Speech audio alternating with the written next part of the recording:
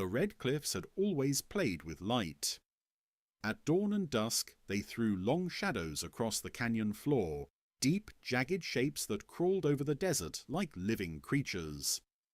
Every hunter, every prey animal, every traveler learned to read those shadows. They were warnings, signals, the heartbeat of the cliffs. But this season, something changed. The shadows wouldn't stretch. The sun rose, bright and harsh, yet the cliff's silhouettes clung stubbornly to their bases, refusing to slide across the ground.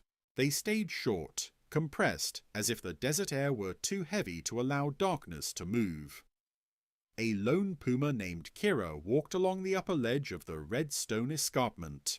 Her tawny fur blended seamlessly with the rock, muscles moving beneath her coat like coiled springs. She was young but battle-tested, scars on her shoulder from a territorial fight, a torn ear from a hawk she once clashed with over a kill. She paused and looked down into the canyon. The late afternoon sun sat low, yet the cliff's shadow remained pinned directly beneath her paws. A dark outline no longer stretched across the sand. Kira narrowed her eyes. In a world governed by instinct, even light had patterns. But today, light broke its own rules. Something in the air felt thick, unmoving. Heat rose in straight columns, no wavering shimmer. Even distant mountains looked unnaturally sharp. Kira lifted her head and sniffed. Dust, stone, dryness, and something else, the faint metallic scent of machines. She walked toward a higher ridge. Her paws gripped rough sandstone, claws briefly scraping the surface. As she reached the vantage point, she froze. Far beyond the canyon, on the open plateau, trucks and drilling towers dotted the horizon. They gleamed under the sun, surrounded by a haze of disturbed dust. Pipes ran across the land like silver veins. Humans moved in hurried clusters, carrying rods, sensors, and long cables. Kira watched them without blinking. Humans had entered the plateau months ago. At first they came quietly, placing equipment along the cliffs. Then the drilling began. Deep rhythmic thumps carried through the ground like distant thunder. Now the land trembled more each week. Kira's ears rotated backward at a faint clicking sound. She turned sharply. A desert hare crouched behind a stone lip, trembling. Its wide eyes tracked her, but it didn't flee. It stayed frozen, as if it feared something else more than her. Kira didn't chase it. She simply stared at it, and the hare slowly vanished into a crack in the rocks. Something below made the puma's whiskers twitch. A vibration. Soft. Rolling. She stepped back from the cliff edge, tail flicking. The sandstone beneath her paws felt hollow in places, thin, fragile, no longer solid. She padded along the ledge until she reached a narrow drop where the cliff face split into two slabs. A fresh crack traced the cliffside, running down the stone like a lightning bolt carved into rock. Dust trickled from it. Kira lowered her head, sniffed. The air rising from the crack was warm. Not sun-warmed, earth-warmed. She stepped away. The sun dipped lower. Still no long shadow. The short pinned darkness beneath her paws felt unnaturally dense, as if the desert refused to let shadows breathe. Below her, a rumble rolled through the canyon. Not a predator, not a storm, not wind. A sound of shifting rock, deep inside the cliffs. Kira looked down sharply. A bighorn sheepherd stood frozen near the base of the cliffs, their bodies rigid, ears pointed in every direction. They sensed it too, the vibration, the imbalance. One ewe bleated in fear. The ram stomped nervously. Then the ground under them pulsed. The sheep bolted instantly, scattering up the opposite slope. Kira tensed. The pulse travelled upward through the cliff structure, shaking pebbles loose. A small stone rolled past her paw and fell into the canyon below. She retreated from the ledge. Behind her, an unnatural sound echoed. A metallic groan, a distant explosion of dust. Shouting. Kira turned her head. One of the drilling towers on the plateau tilted slightly. Workers ran to secure it. A pipe hissed, steam escaping in a violent plume. The humans looked afraid. Kira returned her attention to the cliffs. The sun finally touched the horizon. This was the moment shadows were longest, stretching across land like dark rivers. But Kira's shadow barely moved, only an extra inch, no more. The red cliffs, towering hundreds of meters above, cast squat, stunted shapes. The desert floor looked flat and overexposed, as though the land itself refused to change colors for night. Kira's muscles tightened. Something in the air was trapped. Light was trapped. Heat was trapped. The canyon didn't breathe. The wind didn't move. The shadows didn't stretch. Kira descended the cliff path she knew by heart. Each step felt heavier, the air thick with dust and tension. Halfway down, she saw movement below, a park ranger in a jeep, navigating the canyon road slowly. He stopped suddenly, staring at the unchanging shadows. Kira crouched. The ranger stepped out, holding a device that beeped erratically, some kind of seismograph. He looked at the cliffs, frowning. Another shift, he muttered. Damn it, they're drilling too close. He tapped the radio on his belt. Station 4, this is Ranger Malik. The cliffs are heating internally again. Shadows aren't extending, surface temperatures off. If they keep pumping, we're looking at a full structural collapse. Static! A distant voice struggled through. Malik swore softly. Kira's tail flicked. She didn't know the words, but she understood the urgency, the fear. She climbed lower until she stood on a wide rock shelf overlooking the canyon floor. The cliffs felt more unstable now, like solid stone becoming brittle bone. Then the earth groaned again. Loud this time, a deep, resonant quake that rippled through the ground. Malik stumbled. The jeep rocked. Kira braced herself, claws digging into sandstone. A long crack tore through the canyon wall opposite her, splitting the rock face in slow motion.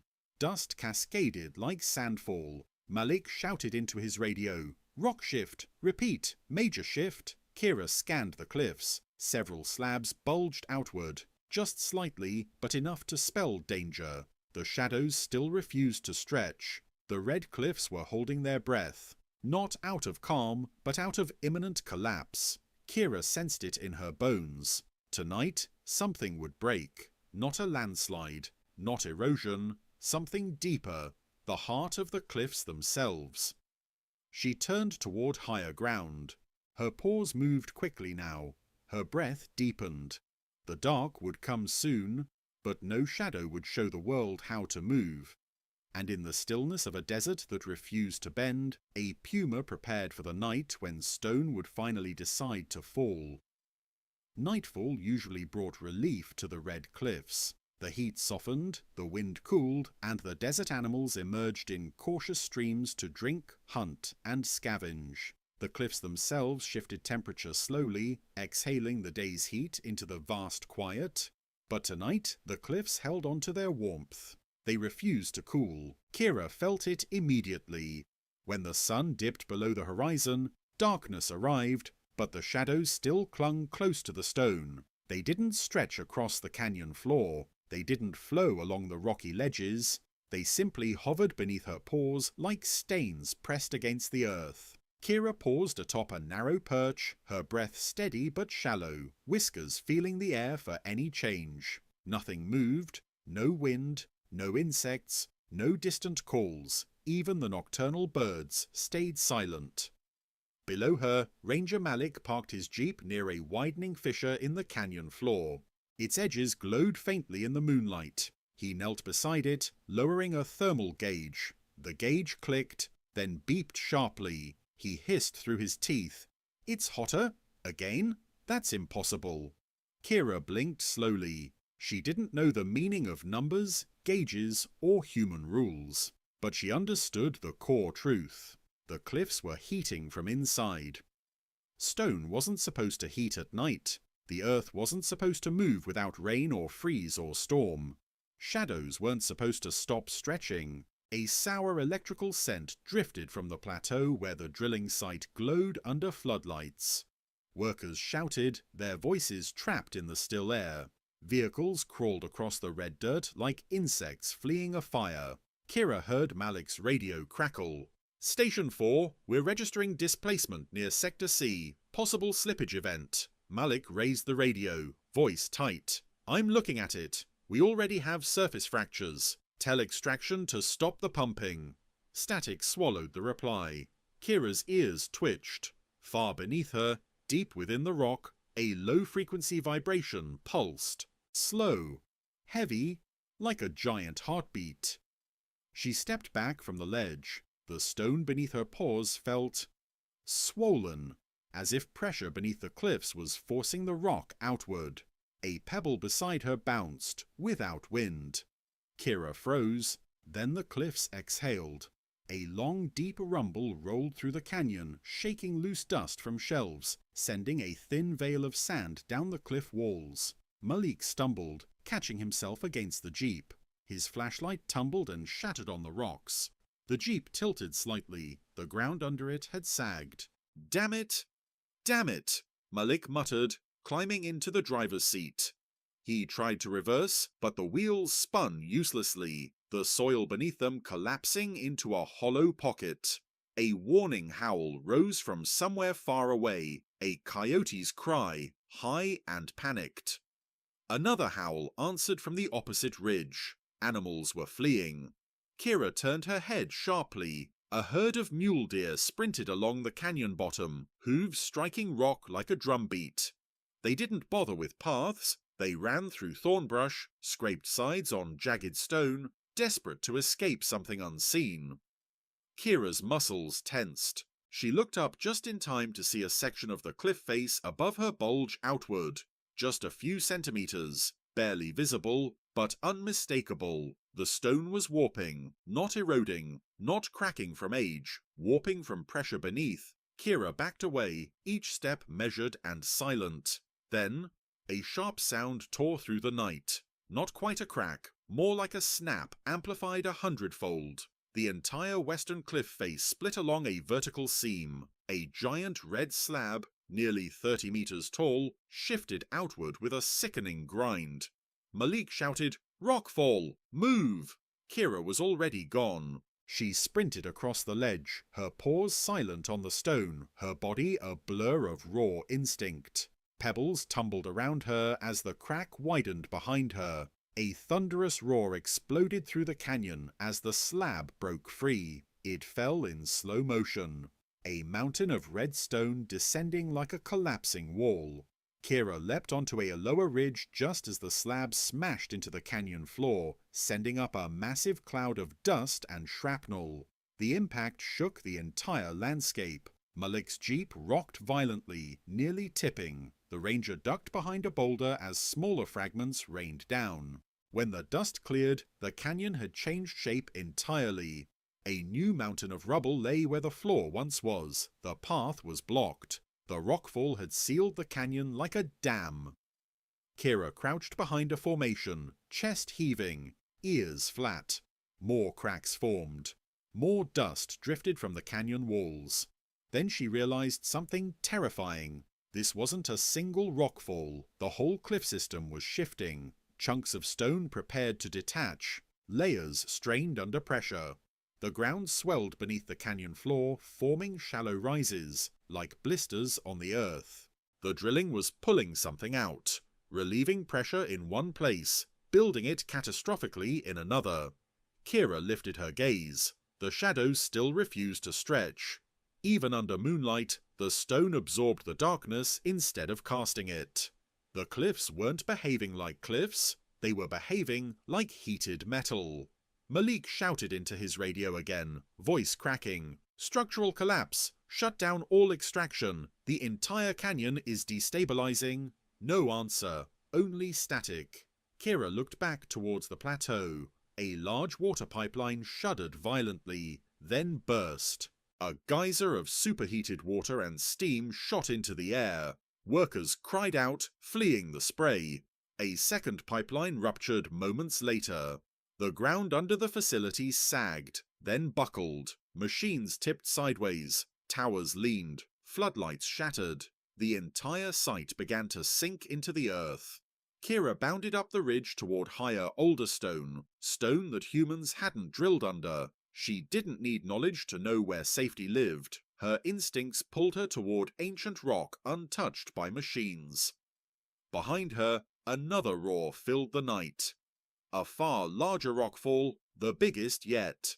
The canyon walls shed massive slabs of stone one after another, as though the cliffs were shedding their skin. Dust storms rolled through the gorge, swallowing Malik's jeep, burying paths, silencing the ranger's shouts. Kira climbed until she reached a high spur overlooking the entire canyon. Below her, the red cliffs collapsed in slow, horrifying waves. Slabs peeled off, stone fragmented, the canyon deformed, swelling in some places, sinking in others. Light couldn't cast shadows because the rock radiated heat, heat forced upward by humans drilling too deep into geothermal pockets. The shadows wouldn't stretch because the land was too hot, too unstable, too wrong. Kira stood on the spur, tail low, posture rigid. She watched a world she knew crumble into something unrecognizable. And she knew, when morning came, the red cliffs would not look the same. The paths would vanish, the hunting grounds would shift, predators and prey alike would flee in every direction, and she would have to learn the cliffs again, from the beginning, because tonight the stone forgot how to hold, and tomorrow it might forget how to stand.